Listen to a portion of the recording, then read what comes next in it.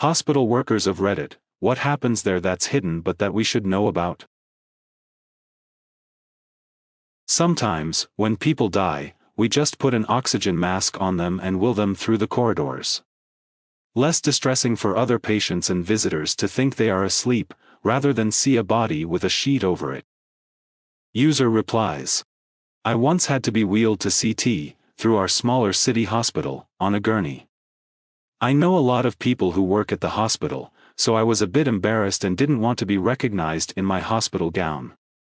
So, I laid down flat and pulled the covers over my head. While we were waiting for an elevator, I heard a man TSK and ask the attendant, headed for the morgue? I popped out and said, nope. Just a scan. I think he almost has a heart attack. The attendant and I had a good laugh in the elevator. User replies. Unexpected. But understandable. Now I'll always wonder though. User replies. That's why I tickle patients to see if they are alive or dead when I visit grandma. You are doing your 90-year-old grandmother a great disservice by making her a full code. She will not survive CPR and her death will be significantly more traumatic because of it. User replies. Amen. I strongly believe that every 90-plus-year-old should be no CPR, no intubation. Edit, I'm a physician in a large hospital. Not a great idea for the 75 to 90-year-old crowd either, to be honest. Have an honest talk with all your loved ones about what they would want done in the hospital if it came down to it. A lot of people adamantly say, I want everything done, but the reality is that these aren't magical cures. CPR involves breaking ribs and is extraordinarily traumatic to the patient and to any family watching. Intubation, aka a breathing tube, is a process fraught with risks, and on the small chance that someone elderly is strong enough to get themselves off the machine, they will never have the quality of life they did before heading into the ICU. Complications are numerous and muscle strength atrophies away insanely fast. User replies. I had a very elderly patient with multiple comorbid conditions that changed her code status from DNR to full code, full treatment. Why? Because her son convinced her that the doctors scared her into choosing DNR. The doctor that counseled her on it was honest about what that entails. User replies. I had an elderly relative with dementia, who they discovered also had prostate cancer, and the doctor was trying to set up a plan of chemo and radiation for a guy who couldn't remember anything day to day. Fortunately, his daughter put a stop to it. User replies. When my grandmother was very old, blind, deaf and depressed, my aunt was wanting to put her on dialysis because her kidneys were failing. Thankfully my mom talked her out of it. I don't understand the pursuit of life at any cost. I've been with both of my parents as they were in their dying process. It's so miserable, I feel death is better than suffering. User replies. It's always the family members that talk the patient out of DNR. I wish we dealt with death, dying, grieving better. I think we'd see less of this. User replies. My mom, 84, had a DNR as well as a living will that stated no feeding, ventilator, or other life savings measures. I was literally half a world away in the military when my mom was taken to the hospital by distant relatives who ignored all of my mother's wishes. What really sucked was having to go to the hospital after a 36-plus-hour journey and sign all of the documentation to take her off the ventilator and the feeding supplement. It was like I killed her. I went to therapy for a while and thought I was over it, but I'm still not. Duck people who think they know better than the patient. An ambulance ride is not a one-way ticket to the front of the line. You still get triaged and could be rolled right to the waiting room if you're non-emergent. User replies. Had a patient check in for a broken toe, red, stubbed and OE. Got mad that he waited 45 minutes. Full ER, the kind of night where the people in the waiting room should be glad they're in the waiting room, because it means they are not actively dying. This guy walked out and called an ambulance, to take him from the walk-in entrance to the ambulance bay, where my charge nurse put him in a wheelchair and wheeled him right back into the waiting room. It was beautiful to watch how angry he got. User replies. I'm a paramedic. Did a call at the gas station across the street for an anaphylaxis. Got there and turns out the dude had a head cold and thought he'd be seen faster going via ambulance. My absolute joy to walk him directly to the waiting room was unmatched by anything I have experienced or will experience in this lifetime. User replies. Every one of these duckers that tries this thinks they somehow had a thought no has had before. They really think they figured out how to jump the line. I wish I could see their faces when they get the ambulance bill, because the ambulance company can mark your trip as non-emergent, which means insurance won't pay for it. We don't care what your dick, vagina, boobs etc. look like. I have seen literally thousands and can't remember any of them, except for the one guy whose dick tip was touching his knee. Edit. My comment was not saying that people should be comfortable being naked in front of us or that we won't do our best to maintain your level of comfort and keep you as cover as possible. User replies. Yo. What? User replies. LOL sorry. So one day I was precepting a new nurse and I asked her to straight cath an older gentleman. After about 10 minutes, she comes back to me and says she was unsuccessful. It happens, so I asked if she knew what the issue was. She turns a bit red and says the straight cath is not long enough. So in my mind I am thinking it coiled or something. So I grabbed another kit and a regular Foley just in case, because sometimes you need the extra rigidity. I walk into the room, explain that we are going to try again. I pull back the sheet and am greeted by the biggest penis I have ever seen. Completely flaccid, this thing was at least 3/4 down his thigh, damn near touching his knee. He was a large man, but his junk would make an elephant jealous.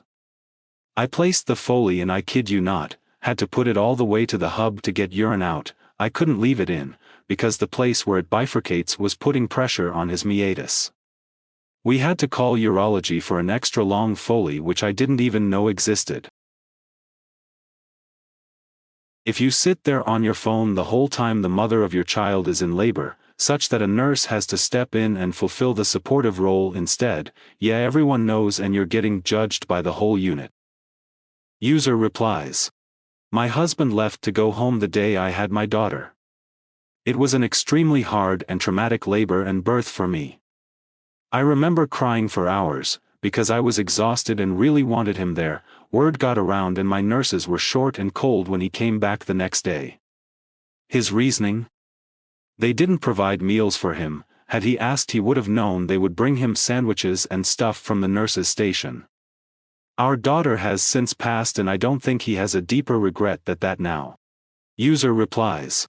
I had my last child alone. My kid's dad got there about an hour after delivery even though it was induced. The plan was for him to be there. It was a high-risk pregnancy. Man, I had this very stern like older African woman as my nurse. Very intimidating. It felt good when he got there and she immediately gave a look. She was ready to boot him out for me and I appreciated it a lot. Everyone that helped in the delivery was so kind. That entire pregnancy was the loneliest time of my life. User replies. Well, mine kept leaving while I was laboring. I was also induced. I later found out he was running off to get high on meth and I had no idea. His excuse was, it was stressful for him. MF, please. Some families reject death so much, they beg the doctors and nursing staff to do life-saving measures on their 95-year-old grandma who has cancer everywhere and is begging for death. It's just unacceptable. User replies. I think this is more a societal issue, especially in America. People think just because we have the medical ability and advancements we should keep Meemaw alive. But they often ignore the egregious consequences that these interventions bring. Just because we technically can keep Meemaw alive on a ventilator, trach, feeding tube does not mean she will ever wake up and be the same. Have discussions with your family members about their wishes before it's too late and honor them when the time comes. User replies. When my dad was dying of cancer, all of my siblings and my mother were wanting all measures on my father who had cancer ravaging his brain. I was the only one on the doctor's side begging them to let him pass. They hardly talk to me anymore and act like I killed him with my bare hands. When he was much younger, he constantly told us how he wanted to pass with dignity and how he never wanted to languish on the edge. You already made it halfway through the video. Let me know your thoughts in the comments and don't forget to subscribe. Let's continue. In the ICU you spend a lot of time keeping corpses alive, until their family comes around or their body gives out. Oh Jesus, ain't ready for her yet. Yes, Jesus is ready for her, we're just actively delaying it. User replies. People don't want to withdraw care because we shouldn't play God. The decision of whether or not to play God is one we've already made. This person would have died long ago had we not intervened many times over. We've been playing God. The question we need to ask is, what kind of God do we want to be? Merciful or needlessly cruel? User replies. The most compassionate thing I ever heard a family member say to a stubborn spouse insistent on the fact that we had to keep going because Jesus would heal them was, sometimes Jesus heals them by taking them home. I'm not the most religious and definitely not Christian, but goddamn I wanted that family member available to speak with more of my patients. That patient families will do anything to keep the patient alive for their own comfort, instead of abiding by the doctor's orders. For example, feeding an intubated patient a hamburger, because he's hungry, when they are already getting tube-fed in order not to interfere with the vent or trach. This has resulted in many patient deaths than you think. User replies. Ugh, they're always hungry. Ma'am, Peepaw hasn't wanted to eat more than 3 bites of pudding for the last 6 months and he weighs 90 pounds, which is also how many years he has inhabited this earthly plane. He has been barely conscious for the last 4 days.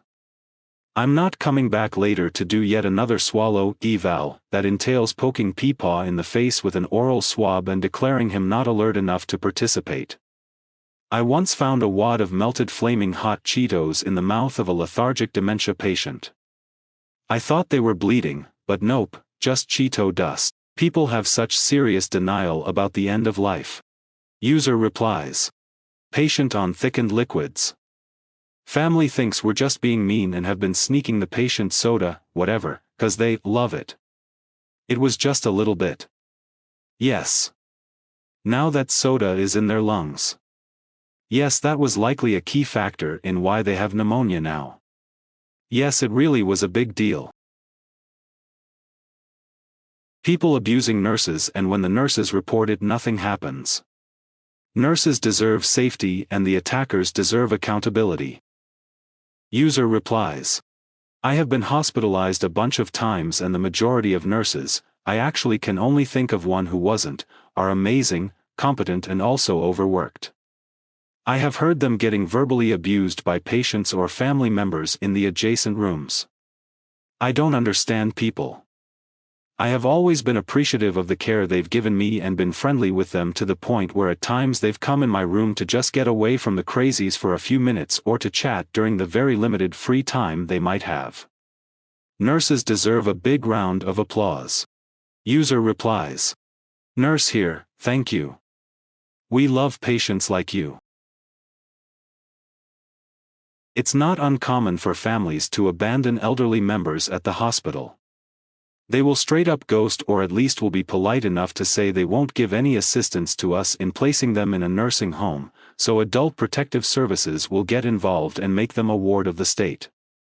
This process can take weeks to months, so these abandoned people just live in the hospital and take up the resources that could be used treating sick people. There are also many families that keep elderly members in unsafe living conditions so they can continue to take their social security checks for personal use. User replies. Sometimes the family is in an impossible situation. We think of all elderly folks as docile and kind, but dementia can turn anyone into a menace. I didn't abandon my dad anywhere, but I did have to choose between caring for him and keeping my small kid safe. User replies. Honestly, I don't think people understand how hard it is to take care of elderly people, let alone elderly with dementia. Surgeon here. We listen to music in the OR. Most people seem surprised when they hear that. User replies. I'll never forget my time as a student tech hearing Shots by LMFAO during a spinal surgery. User replies. I have a surgery next week, so I'm gonna ask my oncologist to make sure the tunes are fresh while she removes my uterus.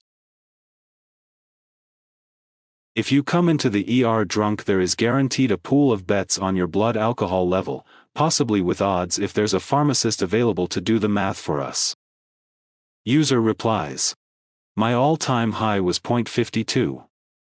The veteran nurses were shocked by this number and said they had never seen anyone have such a high BAL.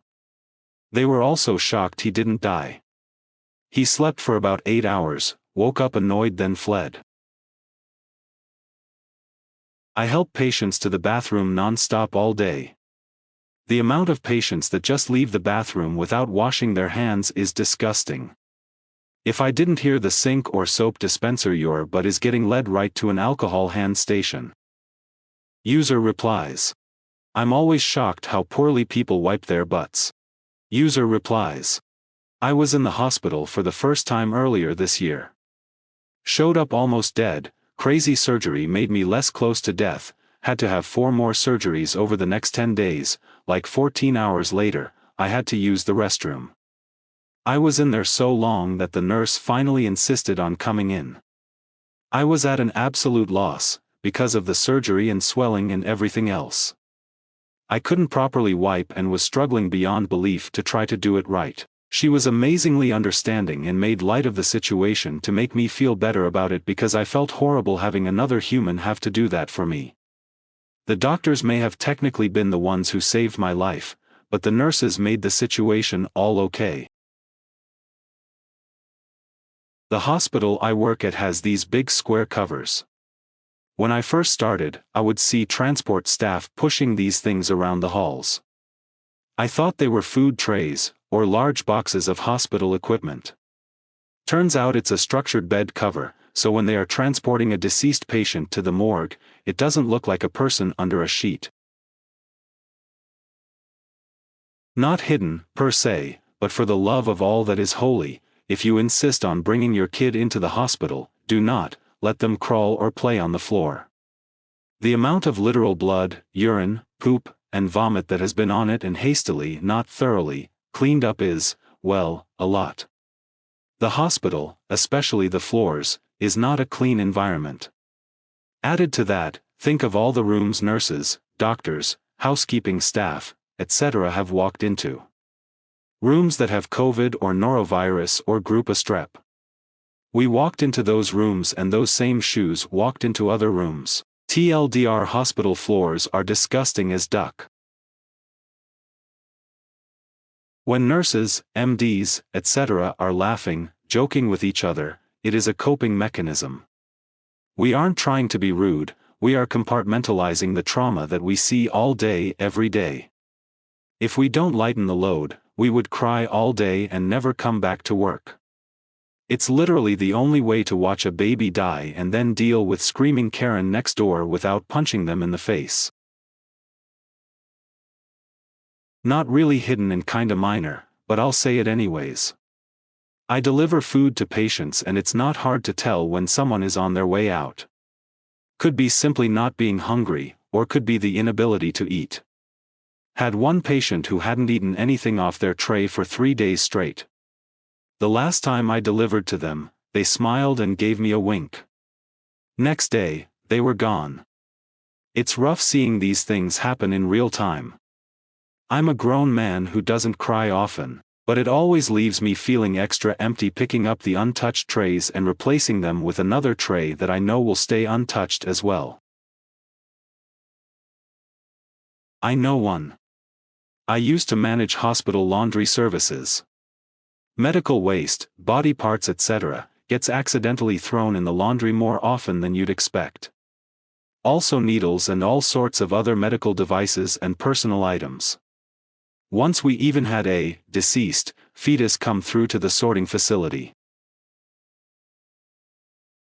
Big thanks to everyone who watched the entire video. We're aiming for 250 subscribers by the end of the year. If you enjoyed it, consider subscribing. Drop a like and share your thoughts in the comments. I'll catch you in the next one.